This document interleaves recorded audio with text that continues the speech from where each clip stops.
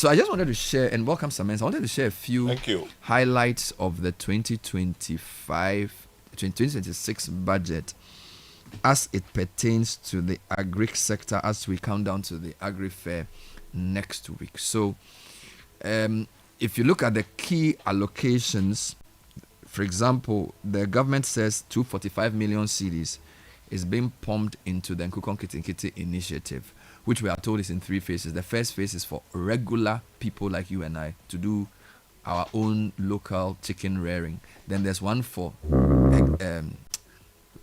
medium-sized poultry farmers, and then there's a next stage for large-scale poultry farmers. So what was launched in Kumasi was for ordinary people, young people from university. They give you 500 beds, you start, and the whole total project or program is 245 million cedis. Now there's going to be creation of farmer service centers. I don't know, he will explain what that means. They are also going to build 1,000 kilometers of agri enclave roads. To be interesting to know where these roads are.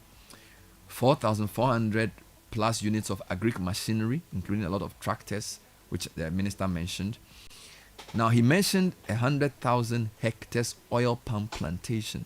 Oil palm seems to be a big thing that this government wants to do under agri. Indeed, he spoke about a $500 million oil palm development finance facility. Of course, we know that 200 million cedis will be given to the buffer stock company to address the food glut.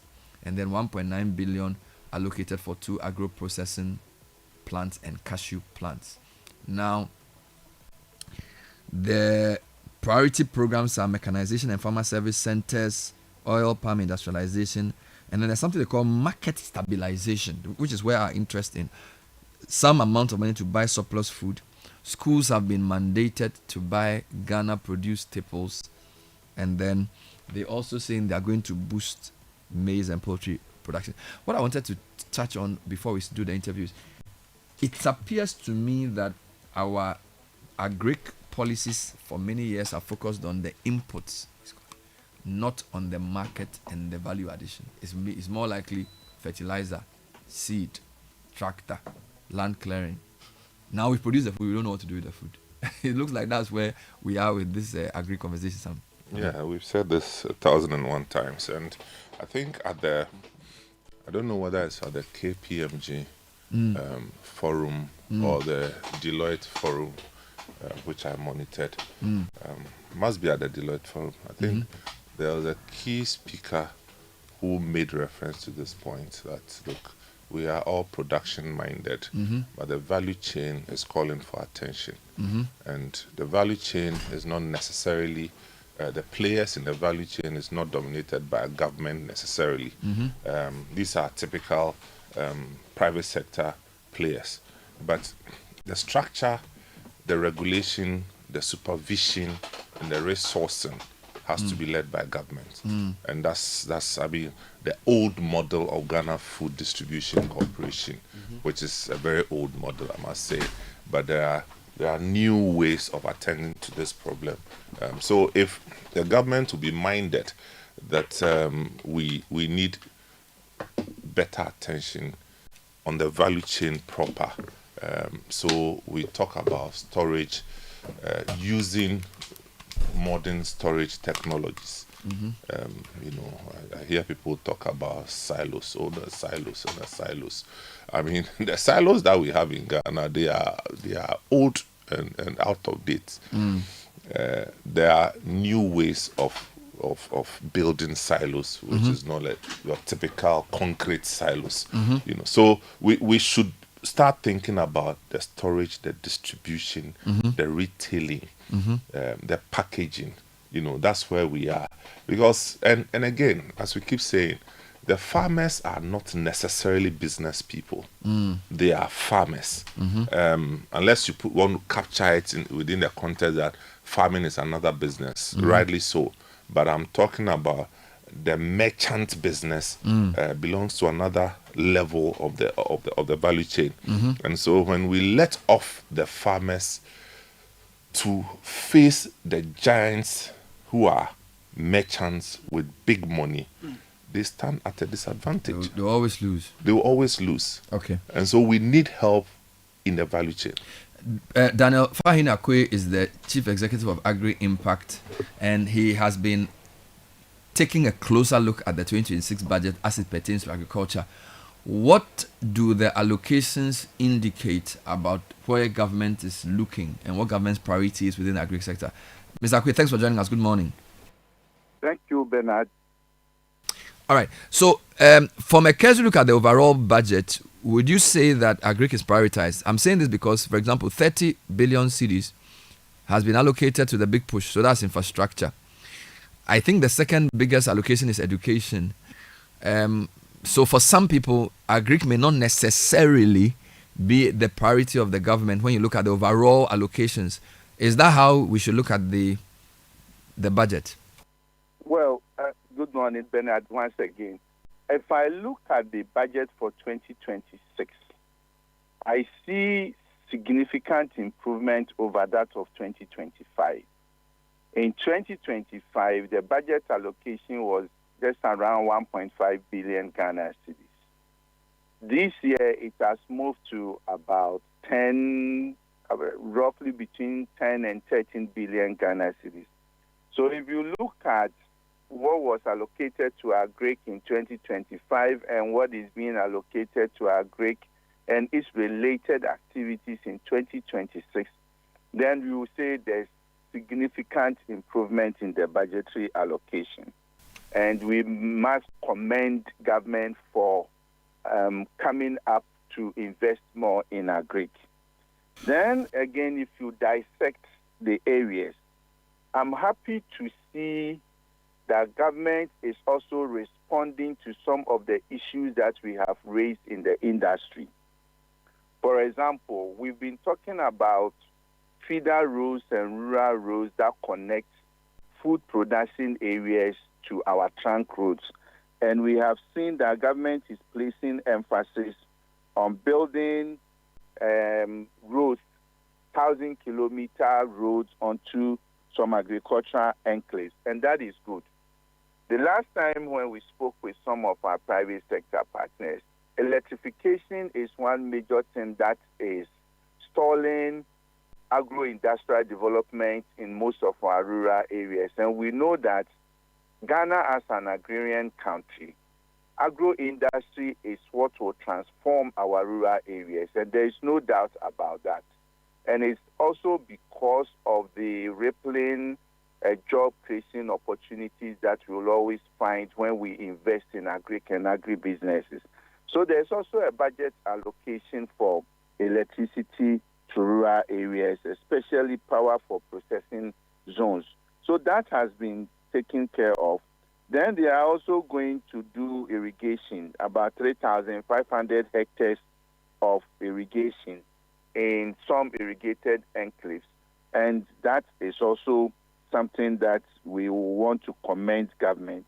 What also made me happy was the investment that government is going to make in the aquaculture industry. If we look at Ghana being a country that has sea and numerous rivers moving from the top all the way from Paga, coming down to Axim, vertical and lateral, rivers all around, and we will be importing fish, then I think there's a huge disconnect. And with the what we are witnessing in Galamsey, we don't even trust some of the fish that we eat from some of the regions which have been affected so much by Galamsey. I personally, if I go to any Galamsey area, hardly will I want to touch vegetable that is grown there or fish that is produced in that area.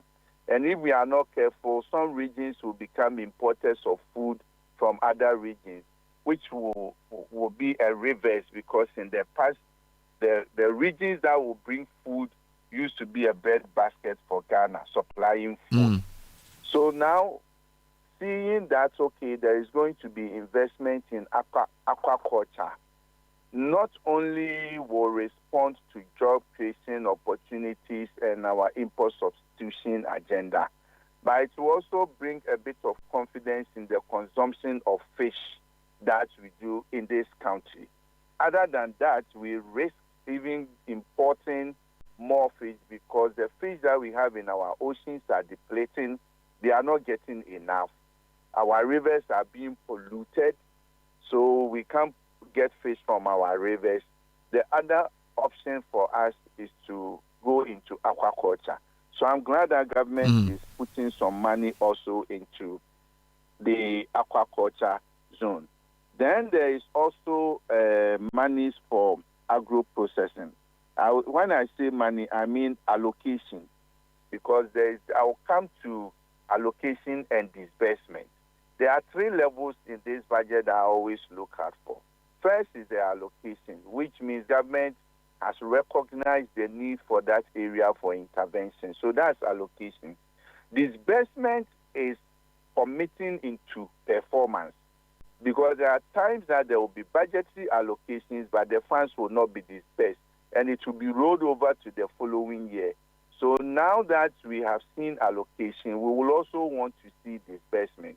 And when there is disbursement, then we are also looking at outcome and accountability.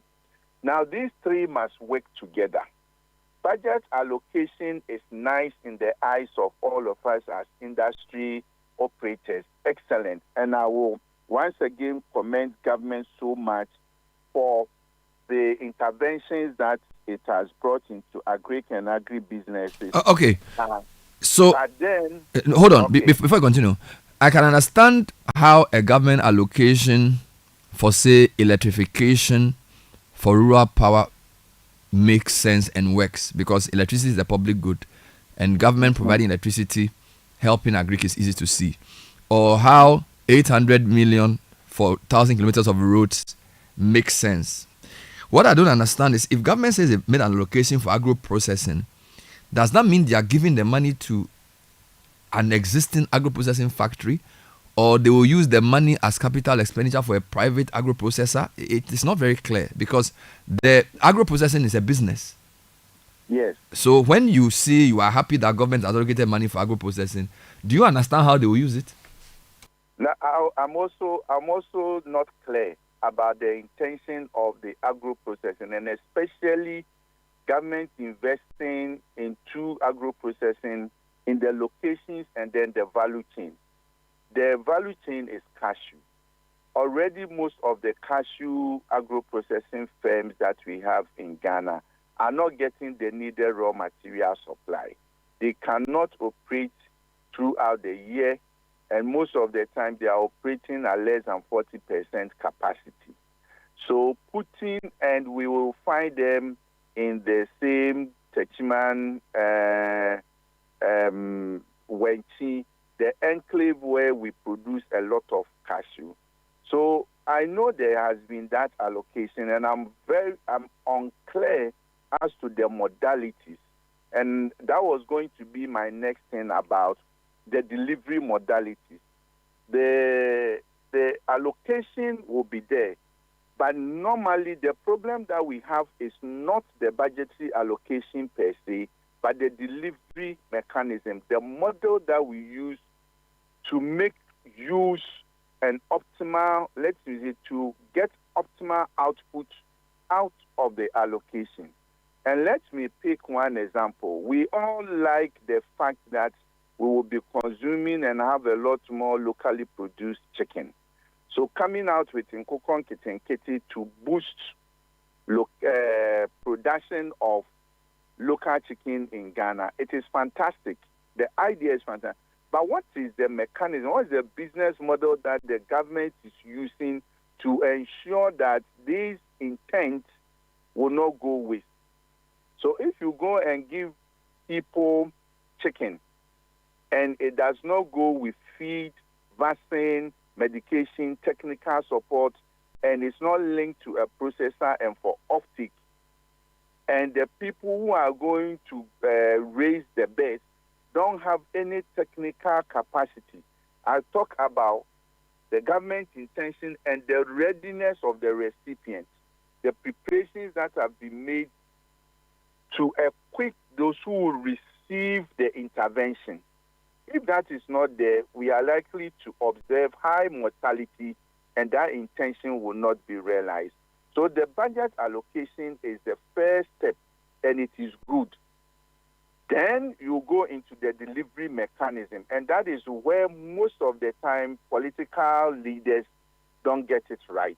Okay, let's talk about something else. So usually when I look at these budgets, a lot of the focus is on the inputs, fertilizer, tractors, irrigation, clearing of land. Fine, we've seen something for agro-processing, and we're not even clear what's going to happen. We've seen from the past couple of months gluts everywhere, maize glut, egg glut. It's very clear that there's no proper market development when it comes to the sector. From the allocation, do you see any effort at developing the market? Because that seems to be the challenge we are facing in these past couple of months. The first thing, I earlier heard that the president has directed, I think, schools and government institutions to buy locally produced rice and chicken. So that is good. But Bernard, this should be a policy that cannot be changed from one president or one government to the other. And that allows the private sector people to plan well. The issue of glut and scarcity has been persistent for a very long time. Today, we say that government should buy locally produced rice. When is it taking effect? And by the time that they'll go through all the processes to buy the locally produced rice, our post-harvest loss will have shot up, because now the private sector people don't have enough warehouses to store their rice. They are not getting the monies to go back. The cash flow has been so tight and restricted or constricted because people are not buying the rice for them to go back and buy the paddy. They have to cut down the price of their paddies and incur losses. But if, let's say, January this year, we had made the policy that we are going to buy locally produced rice and chicken and maize and the rest, we'll have put all the systems in place before harvesting. It's not when there is a glut that quickly we come and provide some short-term intervention. And we are calling for policy that will stand test of time and move from one administration to another administration. So it is good that, yes, there's a directive to buy locally produced, but who is ensuring? When is it taking effect? What delivery mechanism is it going to use? Mm-hmm. And we need to be intentional when we are talking about Agri. Our agricultural planning and development processes seem to be either short-term or not connected. Today, they are delivering, they are setting up and supporting mechanization services or centers. Nobody will say that it is not needed. It is highly needed. But what issue are we addressing, and how are we also responding to the fallout of the mechanization centers that will be established? Are we also looking at the storage facilities? Should farmers increase their production? Are we looking at logistics and distribution? Normally, we will do storage, and then we will not invest in logistics and distribution. And that is key. If you look at how we transport our yam, we transport our oranges, we even transport tomatoes. By the time they get to market centers, huge percentage have gone bad. Yam alone, if we make any attempt to increase yam, and we do not make equal attempts to invest in storage, proper storage facilities for yam, we are worsening the problems, because currently the post-harvest loss of yam in Ghana is valued at about $350 million. That's post-harvest loss. And that's a lot. Yes, post-harvest loss. The value of post-harvest loss of yam alone is about $350 million. All right, let's talk about the Akuko Nkitinkiti and also opportunities for young people. How realistic is it to expect that giving day-old chicks to young people and indeed encouraging young people to enter agriculture can lead to some sustainable incomes? Do they have the training to do it? We did hear some testimonials of people who said that having started the program, they were doing well. What are your thoughts around programs like that, and how can they be made to be more transformational? That's my last question. Okay, but what I would say is that the last time we met, we said we should be bold to scale successful models. And we should also build our interventions on learning and what has worked. Under the program that is supported by the Mastercard Foundation called HAPPY, we have a model of how we can catalyze and transform our broiler industry.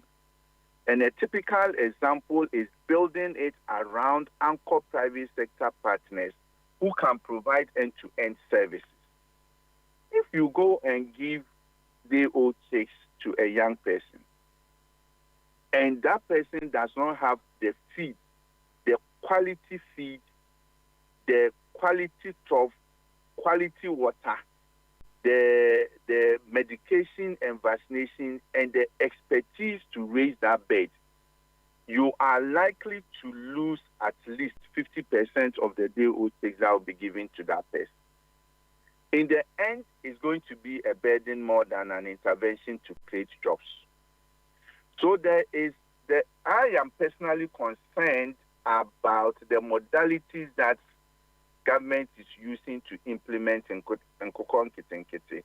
Distribution of day-old chicks is not solution to the problems that we have. And even if they will give some solution, it is short-lived and not sustainable. But building on anchor existing or new private sector partners who tie in the entire chain from end to end is what will transform our poultry industry. All right. Yes, the intent is fine, but at the end of the day, the delivery model will prove whether the intention has actually provided the needed outcome. Be that as it may, I hope I'm seeing you and your companies at the Agri Fair next week, Friday. Surely, well represented. We are even bringing more people to come and exhibit and participate. And what are they producing? Of course, we are doing the rice, chicken, the fresh vegetables. We are also going to bring people who have started small processing of Ghanaian commodities. Soya bean products will also be exhibited at the place. We want to promote each locally produced food. It is nutritious. We give opportunities for our young people for employment, and we build our economy together. So Agri Impact, for sure, we are with you on the Agri Fair. Thank you, Dan Fahini Akwe, who is the Chief Executive of Agri Impact. As he said, they are bringing exhibitors who are bringing poultry products, rice. Some of them have added value to some of the grains, and there's going to be a lot of vegetables as well. Time check is 8:50. And by the way, this season for the Agri Fair, we also have Agri Clinics. And this season, we are focused on 4 categories of products. Can you elaborate on this? I'll come to that. Mm-hmm. Let me pick up on what Mr. Akwe talked about. Mm-hmm. You know, he made reference to the gap between the promise of policy and the execution at the other end. Mm-hmm. And for me, I think that's a critical concern. The other day, we heard that government was committing a certain amount of money to, as it were, mop up what we produce that we have on the farms and in their in the storage places of the farmers. Was it 100 million? 200. There was the initial 100 million, an additional 200 million. Yeah. So it's something between 200 million, 300 million.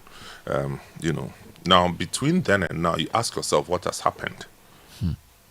I mean, the urgency of the situation which we announced that triggered this series of conversations that would end up on the desk of the president has not changed a millimeter. It has not changed the rice farmers still have their rice in their storehouses, littered on the farms and sold. And checks from City Newsroom indicates that the farmers up north have not even been, the government has not even reached out to them to see how we are going to buy the rice of them. So in the last 1 month or so, since we've been talking about this thing, nothing has been done except that it's been announced. The allocation to the buffer stock has been announced, but the people haven't gone to the farm to buy the thing. No, You are saying it's on authority. I am saying it on authority that, and I'm talking about the northern rice farmers. Okay. I don't know about the other one. whose alarm triggered that visit. Exactly. The rice is still in the. The rice is still there. If you go to Nasia, where you have Nasia rice right now, still there. it's still there. And all the places that we listed, they have been struggling through their MCs, through their regional ministers, just to get the attention of the presidency. And according to them, calls that they have made to the regional ministers have yielded no results. So when the president announced the amount, who was supposed to follow up? Was it the buffer stock people or the buyers or whatever? Again, that's one point that Mr. Akwe was making. How to execute the policy mandate or the program plan, how to execute it. From allocation to disbursement. Exactly. There's always a challenge there, you know. I mean, the president responded to a need, but you don't expect the president to physically go and buy the rice. you know. And the problem still pertains, and the people are still suffering. And this is the gap we want closed. The gap between intention and action. Exactly. Because it's the 5 northern regions, you know, how many? 5 northern regions, the Volta region, the Oti regions, where we have this problem, you know, in very evident. So there's something that has to be done. The president said, let's take this amount of money. Maybe they are still processing the money. Well, to be fair, what I heard after the announcement, I heard Buffer Stock do a press conference and announce the prices at which they were going to buy the rice. That press conference was like 2.5 weeks ago. I didn't hear them direct specifically because it looks like they buy the rice through certain people. Which is fair. So they just said No, that which is fair. amount. But you see, the government, in my estimation, was not expecting buffer stock to do their normal business. Of course not. You can't do business as usual with such a situation. Exactly. Especially when the president has announced immediately the release of money. With an expected outcome. So we should be seeing the buffer stock people go from farm to farm, telling us what they are doing, updating us on how much stock they've bought, which schools they've brought into the thing. Yes. Giving press briefings on, since the president made the announcement, Bernard, the efforts we've made to But release the money. the Ministry of Agriculture needs to show leadership in this. Because that's where the buck stops. It is an agri function. So the buffer stock reports to the Ministry of Agri. Not that I know, but I know that they play between the finance ministry and the agri ministry. The reason I say this is that when I interviewed the Minister for Agri, he mentioned that the program to buy some of the food was an education ministry program.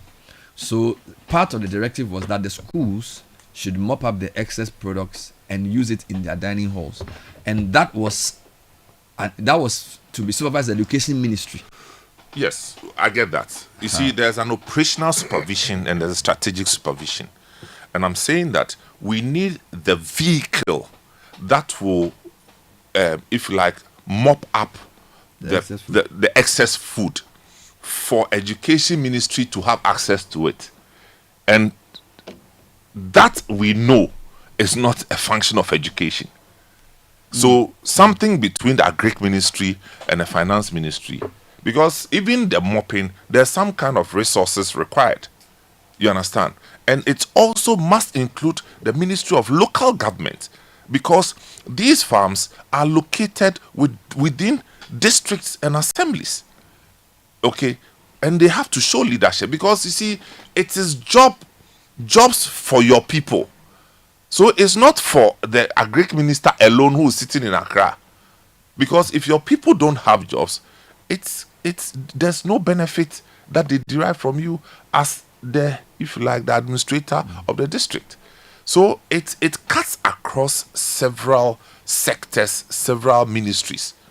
I'm quite disappointed that the farmers are telling you that nothing has changed, because we've dedicated a whole month to this conversation to get the president's attention, for him to make announcement more than once.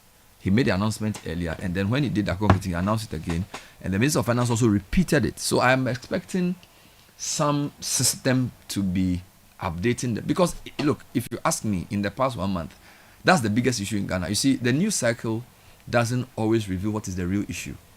Okay, so maybe they'll be talking about some corruption scandal or something, but if you go to the ground, to the farmers, that's the biggest issue. Indeed, yesterday somebody was asking me why she went to buy a crate of eggs in Accra for 60 cedis when people claim they have a glut, because the regular price is 60. If you have a glut, egg price should be about 40 or 45, but somehow it's still 60. You get it? For me, the whole, and in fact, the survey the statistical service did about stable and reliable price is a big issue for me. Okay, now the media gave it attention for a month, not just reporting. We even have programs like Agri Fair in response to some of this. I'm very disappointed that I haven't had a sustained public update from the specific duty bearers, whether the Ministry of Agri or the Buffer Stock Company, on what they are doing. Because if you go to our correspondents and ask them to talk to the farmers are still saying the same thing.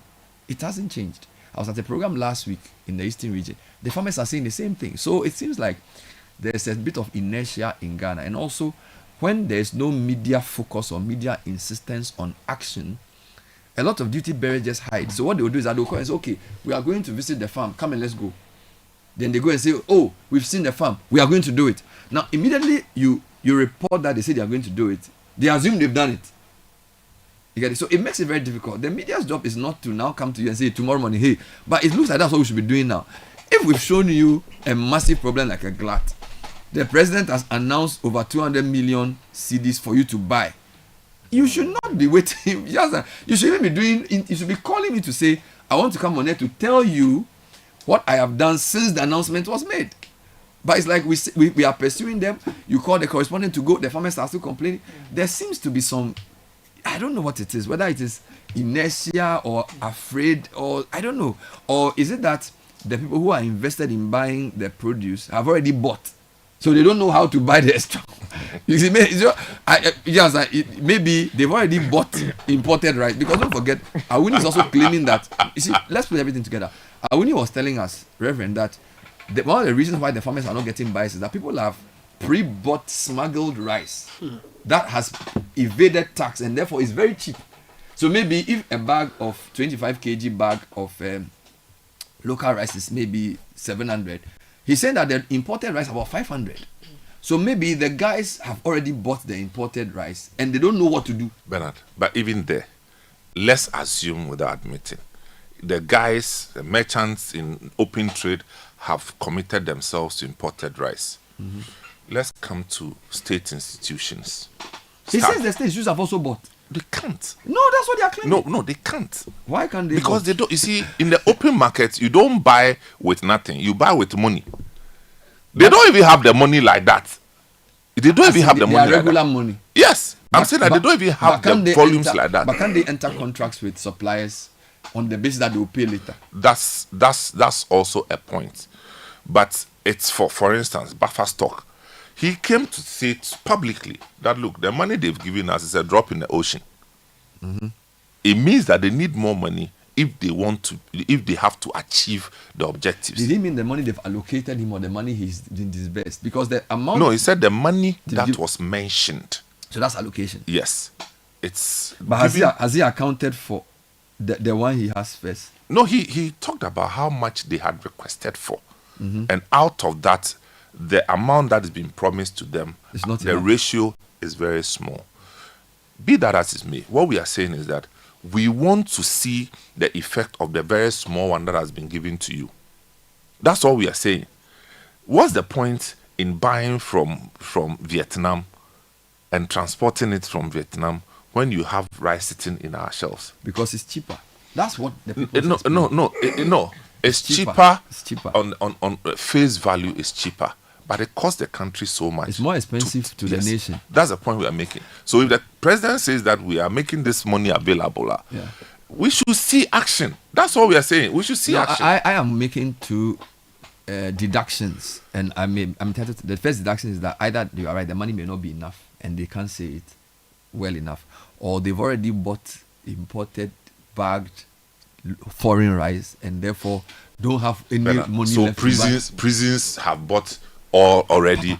Military, police, fire service, everybody, the hospital, they've all bought. I don't want to. I'm not being exact. We are in a procurement. No. I'm just saying. We are in a procurement economy. Sometimes people procure things on the basis of what they can get and relationships of the past. We get that. It is possible that somebody has bought all the rice business for the next 5 years. It's possible. People buy and put the country in a contract for. I'm not saying this is a fact too, but we've seen it in other sectors where somebody has bought everything you ever need, including photocopy machine and the paper that you used to print it for the next 6 years. Aloski, it is possible. But you see, rice generally has a longer shelf life, so maybe they can get away with that. How about the chicken? How about the perishables? So I'm just saying that it's egg that is in the glut, not the chicken. It's egg that is in the glut. I'm saying that somebody must take action to make sure that the money that has been voted for this purpose achieves the purpose. So the buffer stock people, they should come and tell us. Sky, let me take your comment. I think what the government should do immediately is we need an update on the situation. I know Felix Kwachofosu, who is the minister responsible for government communication, cares about things like this, and he's an ardent listener. So you should arrange for the minister for Agri and then the buffer stock guys to give us a briefing on this. Exactly. Was there, beyond the announcement that releases will be made, was there in fact a release? Did that go through the normal channel? So has the Auditor, Controller and Accountant General Department released the money? Which account did they hit at the Bank of Ghana? Because when the transaction is done, ultimately the Bank of Ghana must release it into a particular, ministry's account and blah blah blah, and it must be used for the purpose. We need that update because often cabinet decisions are announced, and between the time it is announced and what should actually hit the rubber should hit the road, nothing happens. Over time, nothing gets done. So I'm hoping that maybe by close of this particular week. Should it be the chief of staff? You have mentioned the government communication. That assumes that there's something done to be communicated. Maybe the chief of staff should ensure that what has been ordered has actually been done. Because there must, you see, what we are looking for is the action, not the communication of the intention. Well, that is to assume that the money hasn't been released. So we need that update. So then he has the information. But we know that from the budgeting cycle, when the president says, I have directed that an amount be released, Agri explained that there's even an allocation, a disbursement, or the so-called drawdown. So the man has released the money. So finance minister has the impetus to now say this is the transfer. Or maybe the buffer stock may have to even do some paperwork to even secure the money to be sent to the account. It's a very complicated process. That is exactly why the Minister for Communication should be telling us, the Minister for Government Communication should be telling us. I think it's the Chief of Staff. That this is where the situation is. All of them. Whatever it is. We need that update. So the farmer say the rice is still there. Because if the rice is sitting in front of the people, because Ghana, we need to know where the matter is. And they also said they couldn't process the rice because the mills say they've already milled rice they can't sell and they have no capacity. So it's not just a question of rice sitting in a farm. It has affected even the rice milling companies. So they are saying that the mills are not getting money. So it's like the chain has come to a standstill from farmer to rice mill and possibly to distribution. But every day I drive in Accra, I see large trucks with rice coming from Tema. Like 500 bags, and they are moving into the city. You see, plenty. You see, that is why sometimes other countries take bold decisions, which we criticize, but it helps their own economy. For instance, when India had its own problems with grains, they decided that going forward, we were no longer going to allow grains to leave the republic. And they did that for a good reason. It helped their economy for pharmaceuticals and many other things that they did. Again, During the COVID era, we had what was the vaccine diplomacy problem. Yes. You know, countries decided that, or vaccine apartheid, or some. Oh, even that time, Vietnam, Thailand, and Co. all stopped exporting rice. Exactly. Because they didn't know what was going to happen. So if we have a glut, and we do know that if we don't address it, it will bury these farmers. And these farmers have either pulled resources together from within the family, or have gone to see, loan sharks to get loans in order to actually farm, or have gone to see banks to get money to support their farming, or maybe have even sold their properties. It is expected that once it is a big problem that all of us have acknowledged, governmental action to deal with it robustly, and that includes ensuring the thing gets done. Can the government reintroduce the Ghana Food Distribution Company, which will serve? Because we've said that the problem with our farmers is that they are not business people. They produce a lot of food.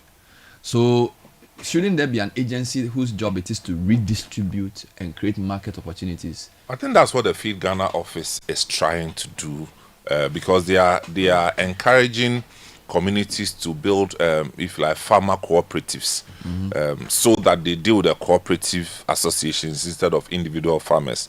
But let's not forget that a lot of these farmers are mostly or largely subsistence farmers, from hand to mouth farmers, who have not woken up to the real business space of farming. Okay, so that's one side. And then Mr. Akwe again said something, that let's take advantage of the anchor farmers, help them to expand, so that in their expansion, the chain will be reactivated. But at times we bypass them. I mean, it's okay to do Nkiti, give people 500 beds to start. But giving them the 500 beds has not solved any problem. Because they need expertise, they need resources. So look, somebody is going into poultry, and he thinks that going into poultry, you need the same skill as you used to nyang in fiakoko. The fiakoko that goes out in their own time and comes in their own time, free range, That's not how you do poultry, because poultry is confined. Otherwise, you understand? So they start the poultry with 500 birds. In 3 months, about 50% of the birds are dead. Well, they say they will provide training. Some of it has to do with getting them the right drugs. Yeah, they say they will provide It's a very difficult business if you don't have training. And Let's read a few comments. Bernard, on the matter of the budget allocation for Agri programs, the previous government sank a whole lot of money into providing fish fingerlings and feed to people to go into aquaculture. I think we need to find out the impact of that program in order to determine whether such programs and the new chicken one are impactful. Also, there's a lot of machinery earmarked for distribution in the new financial year, but I believe strongly that these should be brought in knockdown form and assembled locally so that some jobs will be created, else we will be pursuing a huge procurement gig that will benefit just a couple of connected people. This is Nia Jete texting from Hacho. Ben, the cost of this foreign rice on the economy of Ghana is way beyond what you imagine. Most of what is imported is refined, which has an impact on your health. At least in my case, it spikes my sugar levels. Now, do the permutation on cost of health, productivity generally, and agri sector, etc. Let's take a few more, Kakra. Bernard, Yeah, okay. can I just quickly say that, I mean, listening to the conversation, the interview, and Uncle Sam as well, I think that in the grand scheme of things, it is restructuring the food production value chain, which is our biggest and long-term, I don't know if I should call it challenge or opportunity. But if we are not addressing this issue of excess produce here and there, we are not addressing it, picking the words from Reverend Awuni's statement that they are met with, whenever they make petitions or they complain, they are met with bureaucratic delays and excuses, then it begs the question, how are we then going to solve the grand problem, which is restructuring the value chain system? That's just my comment. All right. Before you go on, Bernard, do you know that as we speak now, Nigeria this year has recorded their lowest rice harvest in the last 5 years? meaning there's a market for us to go Exactly. into. I'm just saying that somebody should take Nigeria leadership. has recorded their lowest Their rice lowest rice harvest in the last 5 to 6 years. This year. Because a lot of their farms were diseased, and so harvest just took a downturn. So they need rice. In Nigeria, they are very Fill that protective. gap. Wow. No, what I'm saying is that Extremely. we shouldn't take this for granted, because our next door neighbor Nigeria is in trouble with the same rice, and they have made a lot of noise about their local rice, and they have learned to change their taste to suit their local rice. Yeah. You see, Let's read some comments Okay. on this issue. Bernard, Nkoko Nkitinkiti would amount to nothing. At best, it would increase the glut we're already facing. Why this policy when importation of frozen chicken has not been banned? Government must be serious and stop the optics. Kofi Intema sends that. Bernard and team, I would have preferred if the Nkoko Nkitinkiti project targeted the rearing of local chicken to the imported ones. We'd have grown the interest in the local poultry consumption and saved forex. The point around that was that we needed to increase or do some breed work on the local varieties. I think somebody said that last week we discussed Fiakoko, that they were too small and it's not competitive. So they bring the foreign ones and they grow faster. So when you were talking about Fiakoko, That's right. The so example of we Kenya and I was saying that Kenya, their scientists had done some crossbreeding that made their local chicken both tasty but also grow quicker. Something to that effect. I don't know if you heard me or I'm most person who heard that. Yeah, no, Well, I you heard did that. I mean, mention. yes, and it spoke So about La Côte if you just d'Ivoire. use your raw Ifiakoko or your look, and I don't know if you have enough local day-old chicks to distribute on the scale that government wants to do. Well, it's about government thinking about it and sinking resources into it. thinking We have ahead. the research institutions there. We say we are producing vaccines and we've invested money in it. And very soon we'll be rolling them out. So if government thinks about it, it's possible to do it. Which institution in Ghana deals with chicken breeding? Like chicken, the research on chicken. oh, CSR has that. Chicken, eh? Yes, CSR has that one as one of the. We need to among ask them. We need to others. ask them whether Ghana has the capacity to supply the day-old chicks, because I do know they are importing the And day-old the chicks. Ministry of Agri has a particular department for this as well. I'm told that the day-old chicks mostly are imported, which is a problem. Of course, the minister said some of them were local, but a lot is imported, day-old chicks. But Bernard, The feed is imported. I wouldn't have a problem if you import the old chicks. I'll have a problem if you buy already made chicken to the country. So at least day-old chick imported is better, because at least chicken It gives grows here. people jobs. You No understand? problem. And So over let's work time, before we we need run. to look at somebody has written. Okay. It says, I have managed a poultry farm myself.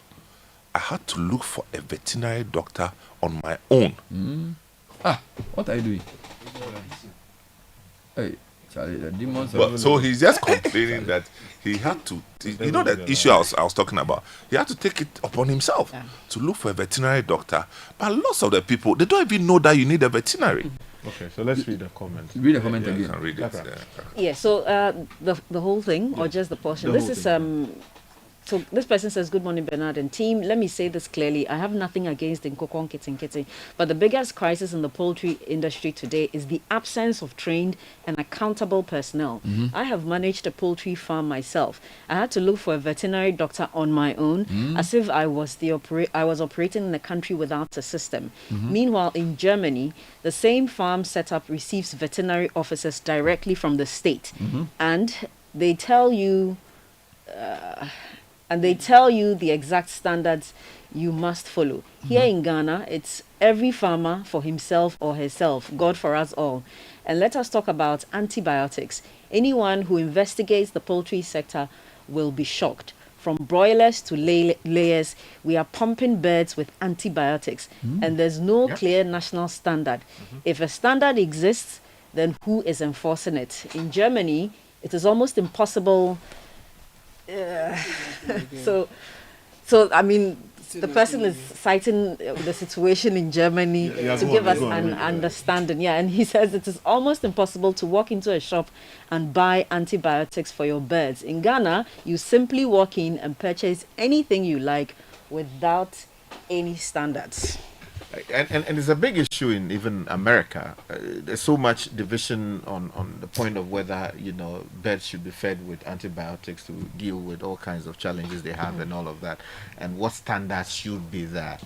I don't know about the Ghanaian standard. Maybe there's a standard somewhere on the shelves that we don't know There's about. always something on the shelves, my brother. There's always something on the shelf. Look, I always say that we have actually underutilized the essence of CSIR. Oh yeah, yeah. We brought some really. It's a whole institution that has crafted, curated knowledge for our, but nobody taps into it. There's a question somebody has asked. It sounds simple, but it's an interesting question. It says, can't we convert the egg glut into day-old chicks? No, if it is not, there are eggs that you produce without the fertilization from the male. Oh, okay, that one. Uh-huh. But can't So you can. so these are eggs for consumption. Yes. But isn't there a possibility of The possibility fertilizing is them there. even outside After the fact. Yes. No, I no, don't after the glass. No, No. What I'm saying is that if the egg is already laid, In the production process, you can't. no. Of course, if you have glut, it means that your next month egg production, you should look at changing the process. Because I'm so thinking that if, for yeah. example, you have so many eggs, the egg that is for breeding is crossed. Yes. So can't you get a few male crosses to come and enter your poultry farm? And I don't know. I don't Once know. they've laid the eggs. For the next round of laying, You know, or they are lay. I'm English, or they lay only for consumption. it is It's for consumption. it is for some of these reasons that we are doing our Agri fair Charlie, it's confusing, training pal. clinics. It's necessary. The training clinics are very, very important To help you know what. because you don't go into the business if you have not been schooled. Charlie, we go chop what? You have not been schooled. You say you are going to rear pigs, and then you start after 6 months. The pig delivers and he has about 10 legs. You understand? So there's a way to do it. So those of you who are out of school, those of you who are in school but you have time during vacations, those of you especially who are nearing retirement, those of you who are relocating, a huge opportunity. So we are saying that this year at the Agri Fair, we are providing the training clinics, training For which area? for how to set up and run a piggery, Right. how to set up and run a poultry farm, how to set up and run a snail farm, nwa. Wow. You understand? So And then how to set up and run a fish farm. Thank you. So those are just the four. No, this fish farm here, Poultry, piggery, snail, and and fish fish. farm. This fish farm, like now, Sky was saying, the government has always had it in their books. So Yeah. when I was doing my national service, my A-level national service, I was actually assigned to government's fish farm project. Hey. So I would move from home to home on specific days to inspect Hey. Fish farms. fish farms. You I'm are telling an you. inspector. No, I wasn't the inspector, but I was working with supervisors. So I'm just saying that it's always been around. Fish farm. But the follow through. This was at Chambon's area. No. Eighties. This is Rollins. Well, okay. And this is the late 80s, from 80s. I did my service in 87, 88. Wow. No, don't feel bad about it. Allow me to feel bad myself. I was at least I was 7 years old. So I'm just saying that. I'm So I'm not just saying bad. that it's always been in the books, Yes. but the follow through is weak, Yeah. and we don't see. Look, and this At the time, was it tilapia or what type of fish were they doing? I don't remember But clearly. this what was time. at home. Airport residential area, Roman Ridge, Fish pond. Kanda. Yes, a lot of the houses. And this is not to talk about the Hacho area where it was now coming But I up. know there's a place in La Paz called Fish Pond. Yes. Tell them I don't need to live there. Fish So pond. Bernard, I'm just saying that the opportunity, people know, but the follow through, the thrust, You know, policy fish pond. thrust, policy insistence Yeah. is too weak. We are using the media to try and fill some of those gaps. And we leave our success of policy at the level of announcement. It's not Once good. we have Announce announced, it, we we are move- good. we move to And something then we else. follow with a seminar and workshop, So it's the, and then we are the okay. implementation capacity of the Implementation state capacity. is very weak. Yes. And I think we also need to use the opportunity of air to drive home the need for some accountability on that. You know, a lot So- of government agencies don't say much after the announcement is made. They just go and hide. what is most annoying also is, and the experts, people within the system will complain to you that, look, the money comes and then the first thing they are thinking about is to buy vehicles. And normally they say, oh, for inspection. And they like a lot of training. They buy some V6, V8, you know, for purposes of, inspection. Those of you who want to take part, The number I gave you. the number is 0558. In the training, no? Yeah, the training. 0558. Repeat. Let me start the number. 0558 973 973. So call this number. You want to start fish farming. You want to start snail farming, which I believe is fairly easy. You want to start poultry. They will teach you what kind of birds you can use, what kind of environment you can keep them. Don't treat them like Efiakoko. Bernard, Efiakoko, you haven't done Efiakoko before. Yeah, Sky. Yes. The Efiakoko, they can eat everything. Stop that thing. But they never get sick. No. But the poultry one, no, the least thing. We used to rear a fiakuko. Yeah. Turkey. He said And the they kept story is steal the turkey. turkey. Okay, so turkey. And they the chicken they couldn't steal. There are about 6 or 7 turkey, and these were like now growing. The guys came. I don't know what they did. They carried all the turkey they are away. not guys, they are girls. No, they are guys. Because you know turkey, guys. you know They didn't talk. the chicken. No, when you hold the chicken, No, they will yeah. shout. But turkey, they will keep quiet. So it's easier to Summons. steal turkey. And we had raised this turkey. They were young, and they are growing big, and they were growing. They And you're waiting for the day. and we're going to sell the thing. They came to take the turkeys away. So please call the number That's in and make Penny, sure you register. Make sure you show up. Yeah, Get man. equipped. Yeah, man. Get to learn how to, because it's very important. Did you add snail? Yes, Yeah. snail, So the snail, pig, pig, chicken, poultry, and then fish. and then fish. So Because this year only 4. 4 straight. Only 4. Because these four, I hope you bring in agro-technologists to also help with, how to monitor, like Bernard's peculiar situation, for instance. How to police the space so that people don't come. No, and I raid will the just farm. tie some things. Tie some, put in here. Red danger. So, you go to some farm, then some farmer has put danger. yes, danger. Then the one What's that I see? the one that they put the scarecrow type. Yes. Then they put some red. Then danger if you like that. If you like touch it. That's it.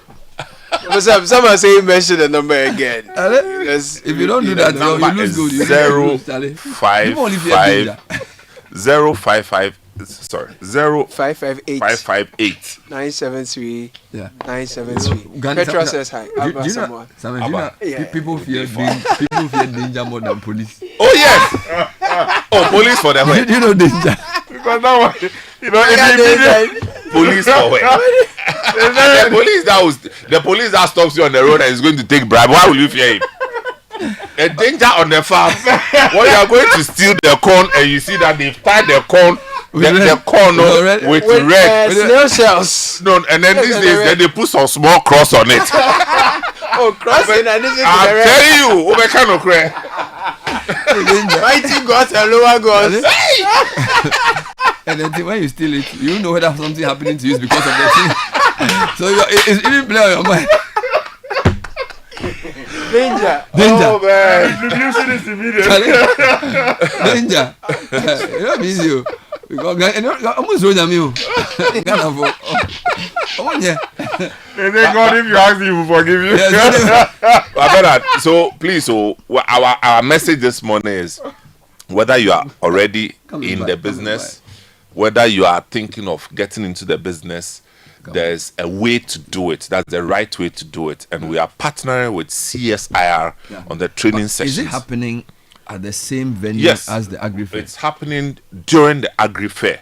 So 28th, Within the 29th, precincts of the Agri Fair? Yes, 30th. Before Atlantic So Park. whilst you are there, you can also do your shopping because we have plantains. Plantains have camper. Yes. The one that has run away is tomatoes.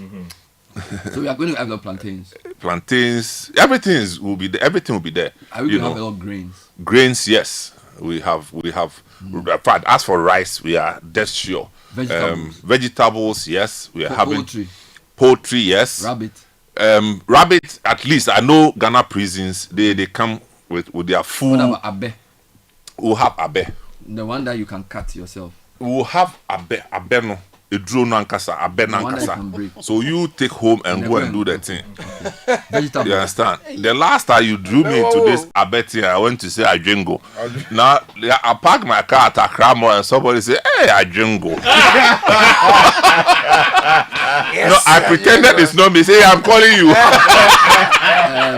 What about cassava, yam, and potatoes? We'll have cassava. We'll have potatoes. We have brobe. Yes, brobe. We have cocoa. Yeah. We have Brobe is nice. Mankan cocoa. Yeah, okay. I like Yeah. brobe a lot. We have all. Fried brobe is very nice.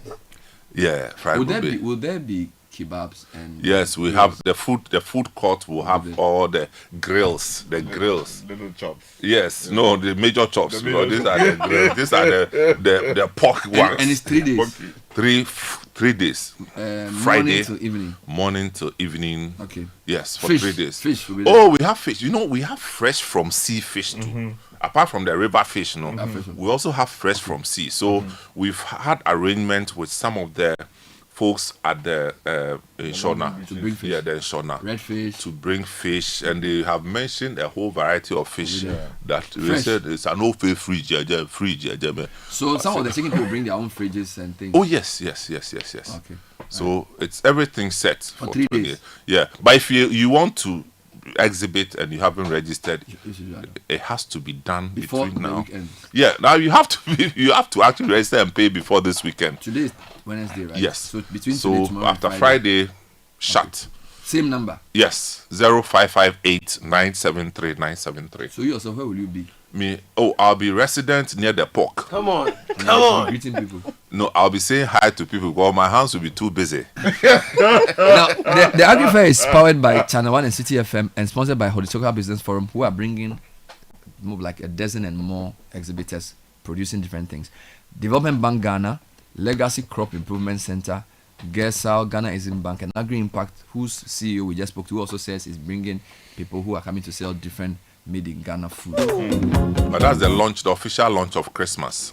Correct. So you are shopping for Christmas. And you are buying the rice that when you cook and you leave it for 2 days, you won't come and see water inside. Because this is made in Ghana rice. And Ghana jollof must be made with Ghana rice. Thank you very much.